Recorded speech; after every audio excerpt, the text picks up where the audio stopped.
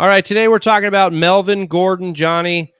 A lot of flack that he gets is for his yards per carry, but when you look at his usage, you should be licking your chops when drafting Melvin Gordon. He was in on 75% of his team snaps, and he's accounted for 76% of total RB touches over the last 2 years for the Chargers. Also, he's averaged 3.4 receptions and 30 yards over that span. It creates a nice receiving floor for him. Over his last 30 games, he's rushed for 18 touchdowns. He's very effective at the goal line, Johnny. He averages 22 touches over the last 2 years, and that is only 2 less than Le'Veon Bell's 5-year average. So he is being used with the elites at the position.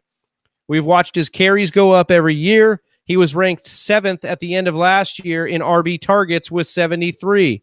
There is little other than the yards per carry to be worried about. So, Johnny, do you have anything that you're worried about with Melvin Gordon?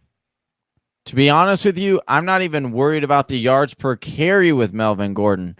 I think that when you look at his runs, he had a ton of runs with 3rd and 1, 4th and 1, or 4th and goal, 3rd and goal. So teams know that they only have a few options and they're going to stack the box against him. So that's why he has such a low yards per carry account.